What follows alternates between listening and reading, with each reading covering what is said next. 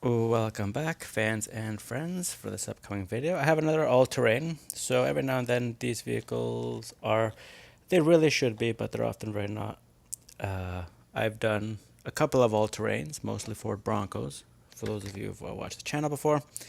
This is the first time, though, I saw on the shelves the Ford F-150.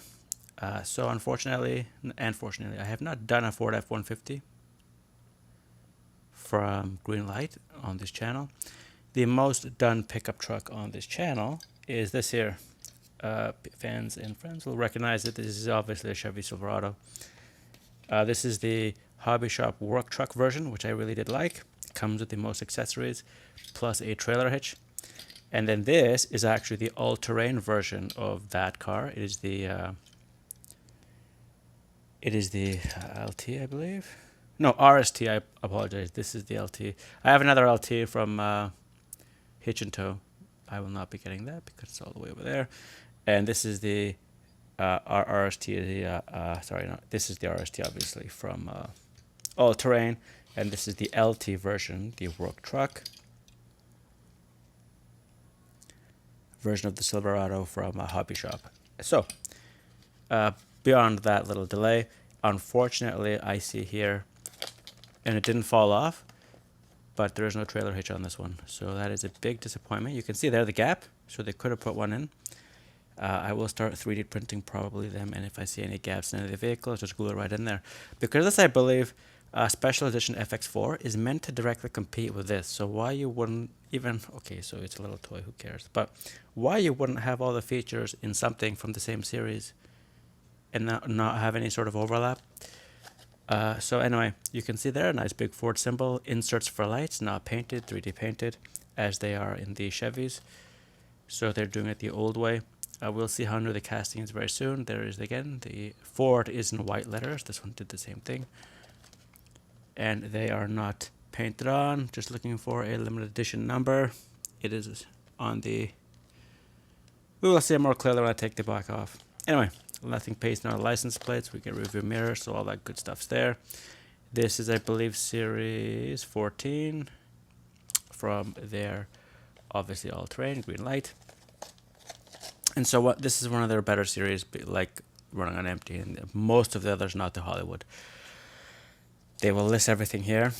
I'm not really interested in getting another one. I have the Black Bandit and a Volkswagen series. This one was a letdown because they don't have the opening hood, plus I have 3 already. Obviously that one is this one. I was on the fence about buying this. In the end, I think it competes more directly with these two, the Laramie 4x4 and the Lariat.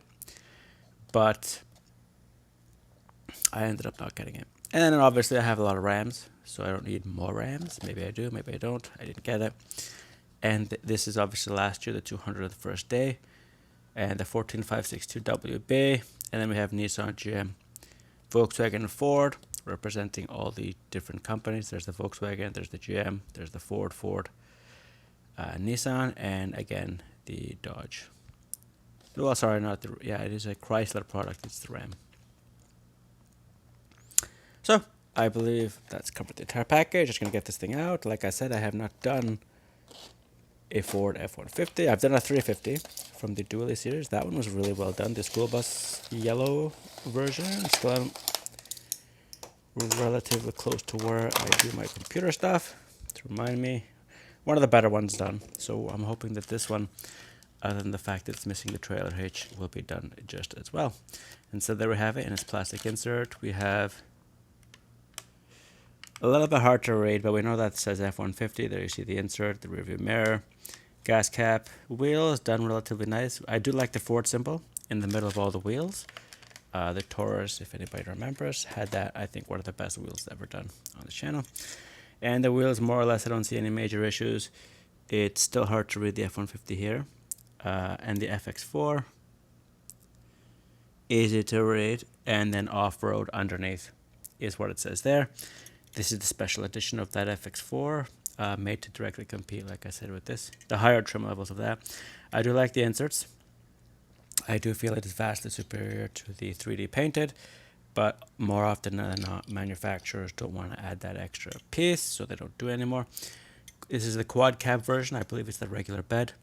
We can see a bit of a mispaint there. Like this is what I mispaint when it's not done, it looks like. And then here you have here, obviously they missed there, they missed there, they missed here. So already some, and then obviously they've missed right there. So they've done a few things worse. Antenna on the opposite side of the Chevys, but otherwise it's nice and easy to see into the cabin. Steering column, all that stuff, nice stuff. The rear view mirrors are painted silver to imitate the reflective surfaces. The Chevys do it as well, so they did that at least well. Ford, the F-150 part is harder to read because it is etched in, but the Ford symbol is not.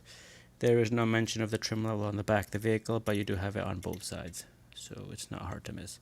Nothing on the license plate, so other than that, like I said, no opening hood. The wipers are done pretty much the same as the Chevys, but it's more exposed, so it's easier to see. Stuff like that.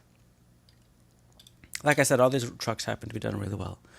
It's just my first Ford F-150 from this series. I did see Ford F-100s, but those are not F-150s. Those are the previous generation. So far, it's done reasonably well. Running boards, properly glued on. There's no wiggle and there's no wobble. They don't. Oh, see, then that's what I was talking about. I guess I'll just have to glue this on later. Kind of disappointing because this side was done properly. Anyway, on to the bottom of the truck. We have 2022, so this is an extremely new casting, made in China. I don't know this is part of the Ford undercarriage or just etchings, the plus and the vertical minus symbol there. The GL number, for those writing it down, is upside down. It is GL220, just there in the corner. And then we have 20122, the same as what's on the package, 14562WB. And it unfortunately says nothing about the FX4. You can obviously see it on the side of the vehicle, but 2018 Ford F-150 Lariat, used under license, and then that is all the information. The silver on silver limited edition number is 3335 or 36 because they use the silver, or could be even 38. It's a little bit faded, so it's harder to see than it should be. You can see it right there at 3338 or 3336 or 3335. Anyway, and there is the gap for the trailer hitch, so why they didn't put it in this vehicle. And it will not be using this type of trailer hitch. It will actually be using, it's not unique, but it has a few other vehicles have this type of trailer hitch. I believe the Volkswagen did. 181 had it like this. Greenlight, I think, has 3 separate trailer hitches. The most common is the square that just goes in, not in here, but the satellites have that square one. You have the line one here. The Oldsmobile Vista Cruiser also has this type of trailer hitch. And unfortunately, this car doesn't come with it, so I will have to 3D print that and start gluing it on myself. And actually, you can see there the rearview mirror. The underneath the windshield would be that rearview mirror. Anyway, fans and friends, first F-150 on this channel. All-terrain series 14, reasonably well done. Paint issues missing. I would have preferred most of the other all-terrain series come with this, so I don't see why they didn't put it in. Anyway, roll test. It flies down the highway, as most of the drivers of these vehicles will. So fans and friends, thanks for watching this video on the All-Terrain Series 14 Ford F-150 Lariat FX4 Special Edition. This comes from Toronto. Thanks for watching, and till the next one.